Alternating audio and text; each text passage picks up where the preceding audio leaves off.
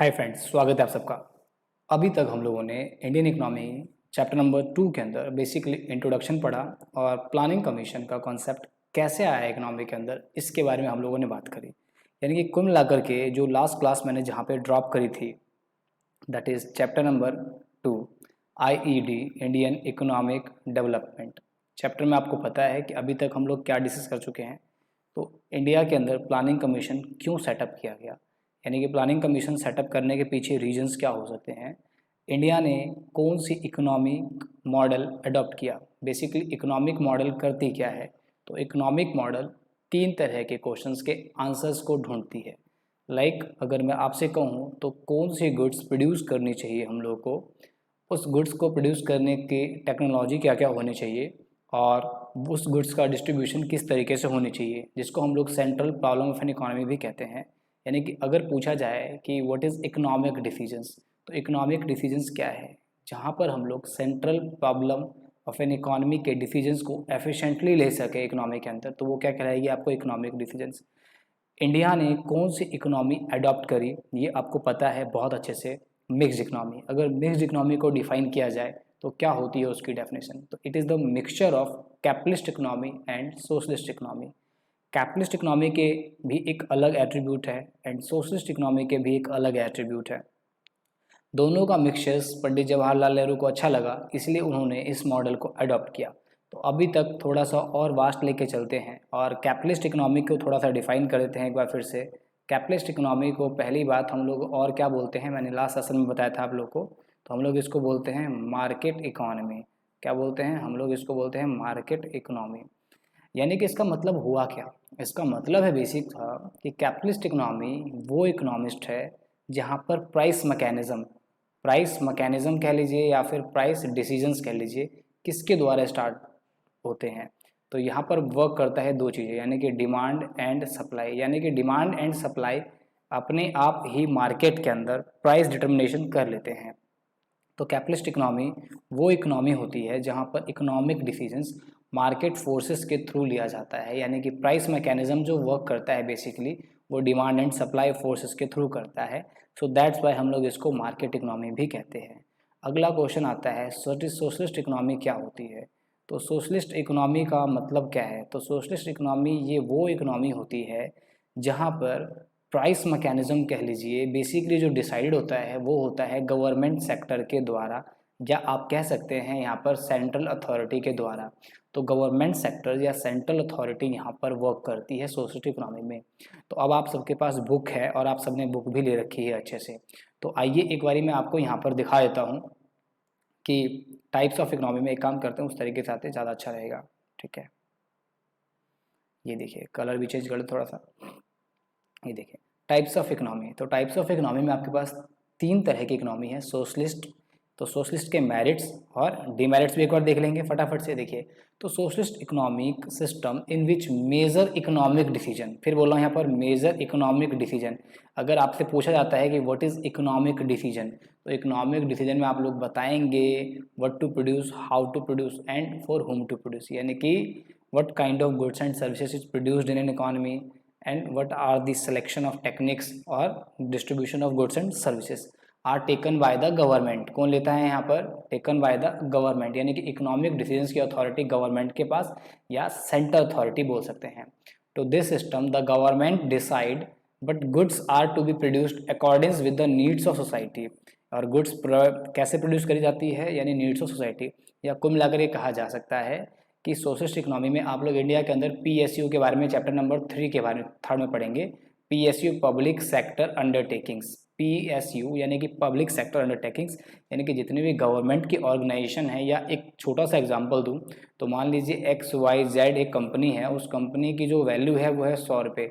तो इस कंपनी के अंदर मोर देन 51% से ज़्यादा जो रेवेन्यू का सोर्स है या जो इन्वेस्टमेंट है वो किसका है, गवर्नमेंट का है। ONGC, भेल, BPCL ये सारी क्या है, PSUs हैं। चलिए तो अब बात करते हैं इसमें थोड़ा सा आगे। But goods are to be produced according with the needs of society, यानी किसके हिसाब से, नीड्स ऑफ द सोसाइटी के हिसाब से। How goods are to be produced and how they should be distributed, यानी कि एक सोशलिस्ट नोशन के अंदर provide free health care to its citizens, यानी कि एक एग्जांपल ले लेते हैं जहाँ पर फ्री हेल्थ केयर क्या कहता है, सिटीजन्स को प्रोवाइड करता है। तो आप सोचेंगे कि हमारी इकोनॉमी के अंदर भी क्या है, फ्री हेल्थ केयर सिटीजन्स हैं। लेकिन आप थोड़ा नोटिस करके देखिए इंडिया में वर्क कैसे होता है। तो इंडिया में प्राइस मैकेनिज्म रोल प्ले करता है। प्राइस मैकेनिज्म मतलब कहूँ मैं अगर आपको, तो जहाँ पर डिमांड एंड सप्लाई फोर्सेस के थ्रू पहले मार्केट को फ्रीली छोड़ दिया जाता है। यानी कि गवर्नमेंट जल्दी से प्रोडक्शन करने के लिए नहीं आती है। गवर्नमेंट उन चीज़ों को प्रोड्यूस करती है जो उन्हें लगता है सोसाइटी में वेलफेयर मैक्सिमाइज कर सकती है। प्रॉफिट मोटिव, जो प्रॉफिट मैक्सिमाइज करने वाले गुड्स एंड सर्विसेज है वो प्राइवेट सेक्टर को छोड़ देती है। कहने का सिंपल सा मतलब ये हुआ यहाँ पर कि लाइक जो गुड्स आप प्रोड्यूस कर रहे हैं वो गुड्स आप जब प्रोडक्शन करेंगे तो उस गुड्स का प्रोडक्शन करने के लिए आपने नोटिस किया होगा you are freely decided the price. अगर वो गुड्स लाइफ के लिए बहुत ज़्यादा नेसेसरी हो जाती है तो दो ऑप्शन है, या तो अगर गवर्नमेंट उस चीज़ को प्रोड्यूस नहीं कर पाती है तो मार्केट में घुस करके और इंटरवेंट करके उसके प्राइसेस को डिसाइड कर देती है। उसे हम प्राइस कंट्रोल, प्राइस लेजिस्लेशन कह सकते हैं, या हम लोग अपनी भाषा में कहते हैं मिनिमम सपोर्ट प्राइस। तो वहाँ पर क्या है कि जैसे कि लाइक फार्मर का केस हुआ इंडिया के अंदर, लेकिन जल्दी वो इंटरवेंशन नहीं करती है। लाइक जब लगता है जैसे कि अभी कोविड-19 का टेस्ट हो गया, डेंगू का टेस्ट हो गया, इसके लेटेस्ट एग्जांपल है। कोविड-19 का टेस्ट जब प्राइवेट सेक्टर्स के हाथों में था और वो लोग कर रहे थे, साथ साथ गवर्नमेंट भी कर रही थी, लेकिन उनको लगा कि प्राइवेट सेक्टर के रेट्स जो हैं वो बहुत ज़्यादा हाई हो गए हैं। तो इस कारण से क्या हुआ, वहाँ पर गवर्नमेंट इंटरवेंट करी और गवर्नमेंट ने क्या कहा 4600। और 4600 इस तरीके से प्राइस डिसाइड कर दिया। हालांकि प्रपोजल तो ये भी आया था कि प्राइवेट सेक्टर भी कोविड-19 का टेस्ट क्या करे, फ्री ऑफ कॉस्ट करे। तो कहीं ना कहीं इसको समझना चाहिए। तो बेसिकली हमने क्या समझा सोशलिस्ट के अंदर कि सारा का सारा रोल प्ले किसका होता है, तो वहाँ पर पीएसयू यानी कि पब्लिक सेक्टर, गवर्नमेंट ही सारा काम करती है सोशलिस्ट इकोनॉमी के अंदर। तो सोशलिस्ट इकोनॉमी में सारे इकोनॉमिक डिसीजन जो होते हैं वो गवर्नमेंट के द्वारा लिए जाते हैं, और कैपिटलिस्ट इकोनॉमी के अंदर सारे डिसीजन जो होते हैं वो वहाँ पर मार्केट फोर्सेस के थ्रू ले आते हैं। अब इंडिया एक ऐसी इकोनॉमी बनी जहाँ पर डिसीजंस दोनों का मिक्सअप बना। मिक्सअप मतलब हम कह सकते हैं कि जहाँ पर मार्केट का भी रोल प्ले है और गवर्नमेंट का भी रोल प्ले है। यहाँ पर बहुत सारे इकोनॉमिस्ट के आर्ग्यू है कि जो सोशलिस्ट मिक्स्ड इकोनॉमी है उसमें करप्शंस, ब्यूरोक्रेट्स, इसके बहुत ज़्यादा चांसेस होते हैं इंक्रीज़ होने के। अब लोगों का अगर प्रॉफिट कमाना मोटिव ना हो तो वो प्रॉफिट नहीं कमाने के चक्कर में क्या करते हैं, वो चल ठीक है यार सेम काम चल रहा है तो हम लोग कर लेते हैं। तो उस तरीके से हो रहा है। चलिए थोड़ा सा बात कर लेते हैं मेरिट्स ऑफ सोशलिस्ट इकोनॉमी। तो मेरिट्स ऑफ सोशलिस्ट इकोनॉमी में आप देख रहे हैं कि socialist economy ensure optimum utilisation of all human and natural resource. यानी कि सोशलिस्ट इकोनॉमी में क्या होता है कि ऑप्टिमम यूटिलाइजेशन मतलब फुलर यूटिलाइजेशन भी आप कह सकते हैं। लाइक अगर मैं कहूँ कि लाइक आपके पास एक पीस ऑफ लैंड है और उस लैंड में आप कोई चीज़ प्रोड्यूस कर रहे हैं, तो आपको पता है कि कितने लेबर हम उसके अंदर यूज़ कर सकते हैं, उसका कितना बेटर से बेटर यूटिलाइजेशन हो सकता है। ठीक है। तो human and resources, natural resources. उसके बाद करते हैं इट ब्रिंग्स कंपैरेटिव इक्वालिटी। हाँ, सोशलिस्ट का एक सबसे बड़ा बेनिफिट है कि इक्वालिटी ऑफ इनकम ज़्यादा चांसेस होते हैं, क्योंकि पब्लिक सेक्टर के पास ही सारा कुछ होता है, गवर्नमेंट से सारा कंट्रोल कर रही होती है, तो किसी का इंटरवेंशन नहीं है यहाँ पर। तो जिस कारण से यहाँ पर कंट्रोल वर्ड का जो पूरा का पूरा इक्वालिटी देखने को मिलता है यहाँ पर। इसका एग्जाम्पल आप देख सकते हैं क्यूबा एंड चाइना। तो इन इक्वालिटी के केसेस में ठीक है, ऐसा नहीं है कि सोशलिस्ट अडॉप्ट करने से इक्वालिटी और इनइक्वालिटी में उससे इम्पैक्ट पड़ता है, क्योंकि जो स्टडी कहती है ऐसा नहीं कहती है। फर्दर आप सीनियर क्लास में पढ़ेंगे। It facilitates greater satisfaction to the consumer need. Consumer need मतलब अगर जैसे कि मान लीजिए अभी एक यूबीआई भी चल रहा है, बहुत अच्छा आपने सुना होगा, यूनिवर्सल बेसिक इनकम। तो यूनिवर्सल बेसिक इनकम भी एक अच्छा काफ़ी सोशलिस्ट इकोनॉमी का मॉडल हो सकता है कि लोग काम करें चाहे ना करें, लोगों के पास क्या होना चाहिए, एक प्रॉपर यानी कि सबके पास थोड़ा तो इनकम होना चाहिए जो अपनी लाइफ क्या कर सके, वो सर्वाइव कर सके।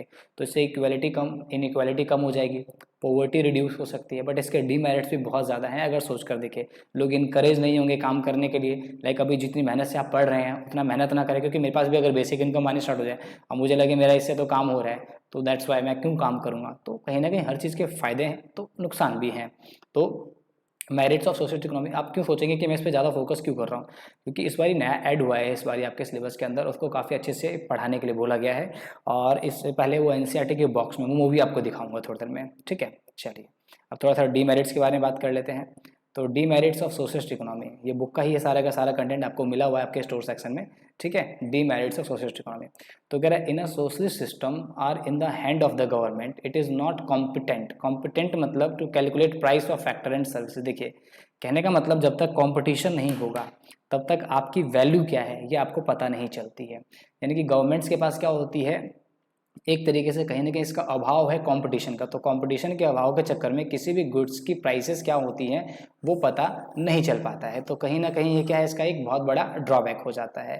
तो पॉइंट नंबर 1 आपने देखा। दूसरा है excessive corruption is there as the economic power is the hand of one authorities, यानी कि केवल और केवल एक पर्सन के पास ही सारा का सारा अधिकार है। तो कहीं ना कहीं इसका क्या हो सकता है, करप्शंस भी देखने को मिल सकती है। फिर कहा जाता है it encourage the bureaucratic setup in the economy. कहीं ना कहीं आपने देखा होगा इंडिया जैसी कंट्री में भी आईएएस ऑफिसर, आईपीएस ऑफिसर, ये ब्यूरोक्रेटिक पावर्स क्या होती है, बढ़ती जाती है। क्योंकि जिला लेवल पे, डिस्ट्रिक्ट लेवल्स पे गुड्स एंड सर्विस का प्रोडक्शन कैसे होता है, उनको देखरेख करने के लिए, सोशल वेलफेयर को मैक्सिमाइज करने के लिए कहीं ना कहीं ऐसी कॉस्ट बढ़ जाती है। और गवर्नमेंट की एडमिनिस्ट्रेटिव कॉस्ट भी क्या होती है, कहीं ना कहीं इंक्रीज हो जाती है। अब बात करते हैं कैपिटलिस्ट इकोनॉमी के बारे में। सोशलिस्ट के बारे में आपने काफ़ी अच्छे से समझा और मुझे उम्मीद है कि आप इसमें नहीं फंसेंगे। क्लियर। चलिए, कैपिटलिस्ट इकोनॉमी के बारे में आपको बहुत सारी चीज़ें तो पता है ही, खैर बस थोड़ा सा दिमाग लगाना है आपको अच्छे से। देखिए, कैपिटलिस्ट इकोनॉमी कहा जाता है कि capitalist economy depends on upon the market forces of demand and supply. इसकी डेफिनेशन बहुत अच्छे से आपको पता है। और यहाँ पर केवल केवल जो मोटिव होता है वो होता है प्रॉफिट, यानी कि प्रॉफिट अर्न करना। किसका प्रॉफिट अर्न करना, तो यहाँ पर जो सीधा सा टारगेट है वो टारगेट होता है गवर्नमेंट का, सॉरी प्राइवेट सेक्टर्स का, कि वो एक तो अपनी वेल्थ मैक्सिमाइज करना चाहता है हर कोई। क्योंकि आपको पता है कि आपके पास कॉम्पिटिशन है, आप गुड्स एंड सर्विस प्रोड्यूस कर रहे हैं और जितना ज़्यादा गुड्स एंड सर्विस प्रोड्यूस करेंगे उतना ज़्यादा प्रॉफिट कमाएंगे। लाइक फॉर एन एग्जाम्पल मैं कहूँ कि अगर मुझे सबसे ज़्यादा बच्चे पढ़ाने हैं तो जितना ज़्यादा बच्चे मैं पढ़ाऊंगा उससे ज़्यादा मुझे उतनी प्रॉफिट अर्न होगी। लाइक अगर मैं गवर्नमेंट एडमिनिस्ट्रेटिव में वर्क करना स्टार्ट कर देता हूँ एक बारी, तो मेरा एक क्या है फिक्स टाइम हो जाएगा, मैं उसी गवर्नमेंट ऑर्गेनाइजेशन के थ्रू वर्क करूँगा और जितनी मेरी सैलरी है उतना ही मैं अर्न करूँगा और उनके लिए ही मैं सारा काम करूँगा। तो कहीं ना कहीं ये थोड़े से अप्रोच अलग अलग हो सकते हैं लोगों के हिसाब से, ठीक है। तो यहाँ पर ये चीज़ तो क्लियर हो गई, तो ये तो आपको कोई दिक्कत नहीं है यहाँ पर। चलिए ठीक है, थोड़ा सा अब इसके मेरिट्स और डीमेरिट्स देख लेते हैं कैपिटलिस्ट इकोनॉमी के काफ़ी अच्छे से। तो मेरिट्स और डीमेरिट्स को फोकस करके चल रहे हैं और काफ़ी अच्छा पॉइंट है, याद रखिएगा। तो मेरिट्स को आप फीचर्स में ऐड कर सकते हैं, मेरिट्स या डीमेरिट्स दोनों मिलाकर के भी फीचर्स लिख सकते हैं, तो फीचर्स वही हो जाएंगे। तो कह रहे हैं under capitalist economy maximum efficiency, वहाँ पर ऑप्टिमम यूटिलाइजेशन था, यहाँ पर मैक्सिमम एफिशिएंसी। मैक्सिमम एफिशिएंसी मतलब कि जितना मेरे पास प्लेस है मैं उसका बेटर से बेटर यूटिलाइजेशन करने की कोशिश करता हूँ और कंपटीशन में मैं जितना ज़्यादा आगे जा सकता हूँ उतना आगे जाने की कोशिश करता हूँ। In capitalist economy there are continuous innovations, यानी कि कहीं ना कहीं नई नई टेक्नोलॉजी, नई नई स्किल्स। मतलब बिलीव करिए, अगर मैं किसी परमानेंट गवर्नमेंट सेटअप में होता तो जिस तरीके से आज हम टेक्नोलॉजी का यूज़ करके आपको पढ़ा रहा हूँ, डेली मेरा काम होता है कि कुछ ना कुछ नई टिप्स एंड ट्रिक्स चलाई जाए और बच्चों तक पहुँचाई जाए और जितना एडवांस हो सके कंटेंट को रिप्रेजेंट करने का तरीका उतना एडवांस वर्क कर सके। And diversification which gives it a dynamic status, यानी कि उससे क्या हो सके, डायनामिक स्टेटस हो सके। कहीं ना कहीं सिंपल सा कहा जाता है कि टेक्नोलॉजिकल इनोवेशन होती रहती है, रिसर्च एंड डेवलपमेंट होती रहती है। Under capitalist economy there is a fastest growth in output. कह सकते हैं कि कैपिटलिस्ट इकोनॉमी में एक एग्जांपल है इसका कि फास्टेस्ट ग्रोथ देखने को मिल सकता है। और फास्टेस्ट ग्रोथ कंट्राडिक्ट स्टेटमेंट है, तो मैं कंट्राडिक्ट में नहीं फंसाना चाहूँ तो इट्स अ मेरिट्स, तो आप मेरिट्स में इसको याद रखिएगा, ठीक है।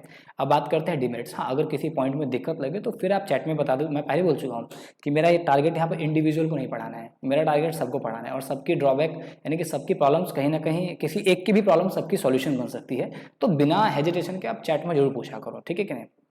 हाँ, मैं पर्सनल इंट्रैक्शन वीडियो बना दूंगा, क्या पता किससे और भी हेल्प। यहाँ पर शायद तो फील करना नहीं है आप लोग को, मतलब कोई एक बच्चा तो है नहीं, है कि नहीं। अच्छा, अब यहाँ पर कौन किससे डाउट पूछ रहा है ये भी नहीं पता है, तो बहुत अच्छा प्लेटफॉर्म है, ठीक है। चलिए, डीमेरिट्स ऑफ कैपिटलिस्ट इकोनॉमी की बात करते हैं। तो in capitalist economy there were very unequal distribution. Point number 1 क्या होता है इसमें, अनइक्वल डिस्ट्रीब्यूशन होता है, यानी कि इनकम इक्वली डिस्ट्रीब्यूटेड नहीं होती है। फिर उसके बाद in capitalist economy there is a biasness of the favour of monopolies. Monopolies यहाँ पर बहुत ज़्यादा चलती है, यानी कि which have profit maximisation as the only motive. देखो, मोनोपोली का मतलब क्या हुआ कि लाइक अगर इंडियन रेलवे, मैं एक एग्जांपल समझा रहा हूँ कि भारत में क्या इंडियन रेलवे ही बहुत दूर दराज तक काम करती है। तो अगर इंडियन रेलवे का कहीं ना कहीं पावर है तो इंडियन रेलवे अगर अपने अच्छे लेवल पर वर्क करती है तो आपको पता है कि इंडियन रेलवे जैसी सर्विस कोई और नहीं देती है। तो इंडियन रेलवे इस केस में क्या कर सकते हैं, अपनी मोनोपोली पावर का यूज करके प्राइसेस को बढ़ा सकती है। लाइक अगर डायमंड्स का एग्जांपल दिया जाए, डी बियर्स, तो वो डायमंड्स की प्राइस बहुत ज़्यादा हाई कर सकते हैं। तो मोनोपोली कहीं ना कहीं कैपिटलिस्ट इकोनॉमी के अंदर जिसके पास सारी की सारी पावर हो जाती है वो नुकसानदायक हो सकती है, चाहे वो पब्लिक सेक्टर ही हो, चाहे वो गवर्नमेंट, चाहे वो प्राइवेट सेक्टर ही क्यों ना हो। फिर थर्ड पॉइंट बात करते हैं, there is no place for social welfare, यानी कि सोशल वेलफेयर के लिए कोई प्लेस नहीं है, सीधी सी बात है, क्योंकि हर किसी का अपना एक काम है प्रॉफिट मैक्सिमाइज करना। तो कहीं ना कहीं कार्ल मार्क्स जो थे एक बहुत बड़े इकोनॉमिस्ट थे, उनका बहुत ज़्यादा अपोजिशन था, तो उनके ही ये 3 अपोजिशन है जिसको आप अच्छे से गो थ्रू कर सकते हैं। क्लियर?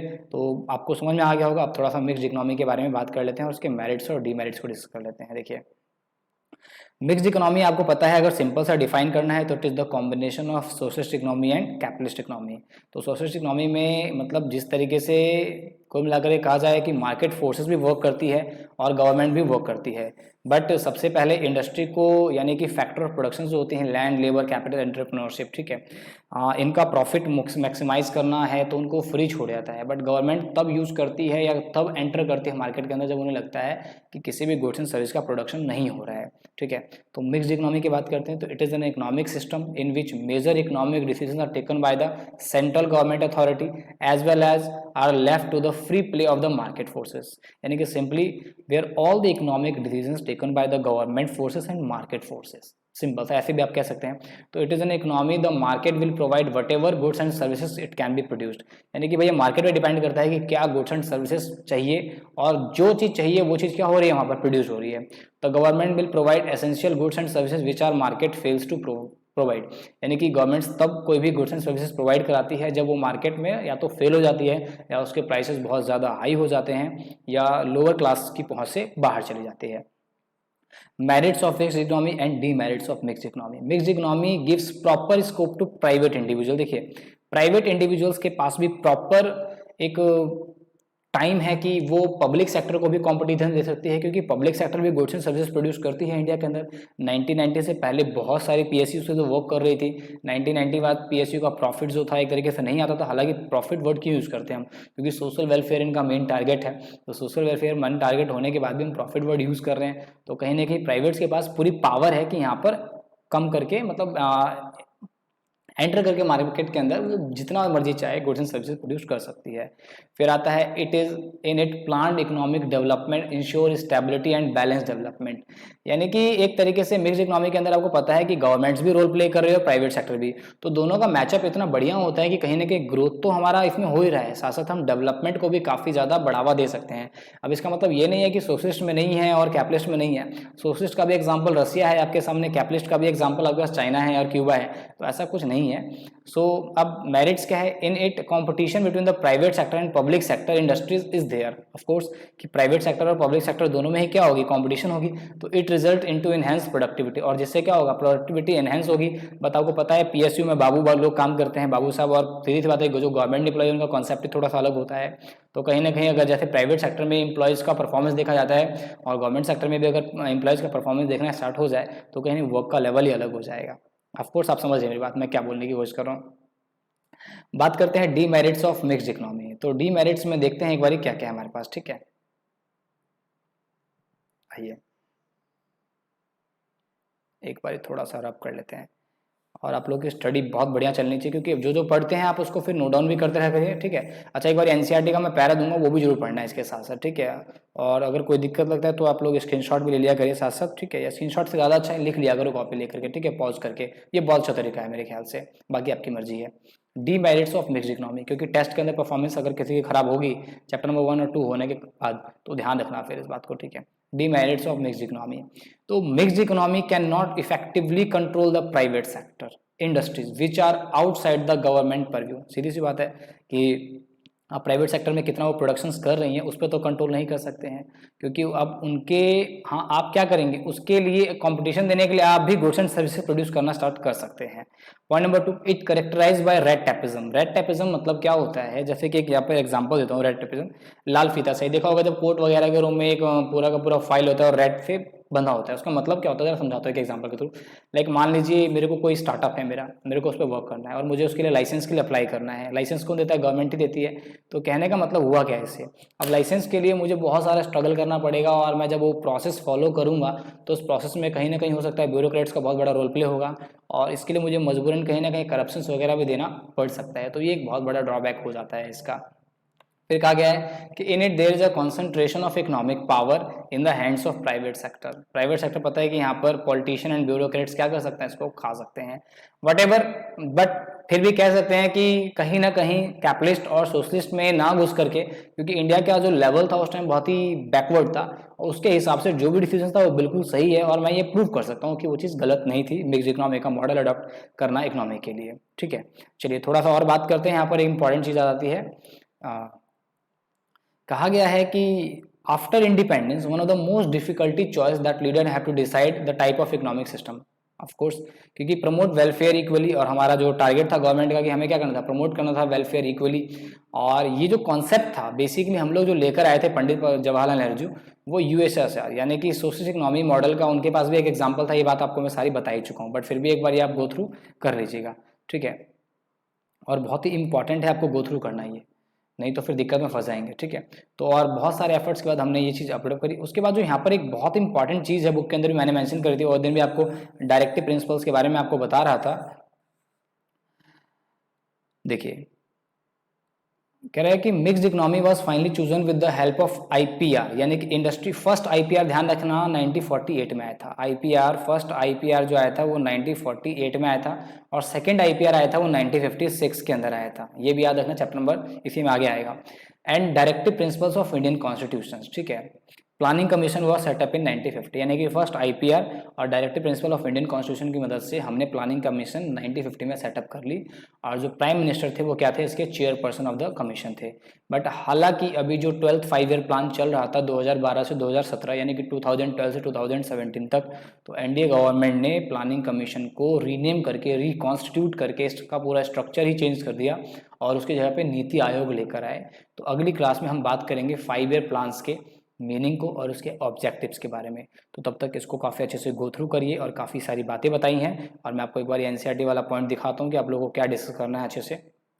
ये देखिए एनसीईआरटी में ये बॉक्स नंबर 2.1 है, इसको अच्छे से पढ़िएगा, बहुत ही इंपॉर्टेंट है। क्लियर होगी बात? मुझे उम्मीद है कि आप इसको अच्छे से पढ़ेंगे भी। ये बॉक्स नंबर 2.1 है चैप्टर नंबर 2 के अंदर। ठीक है, एनसीईआरटी की भी फाइल मैं आज अपलोड कर दूंगा आपको इसी टेस्ट के साथ, तो उसको भी आप वहाँ से गो थ्रू कर सकते हैं। Clear? Thank you so much.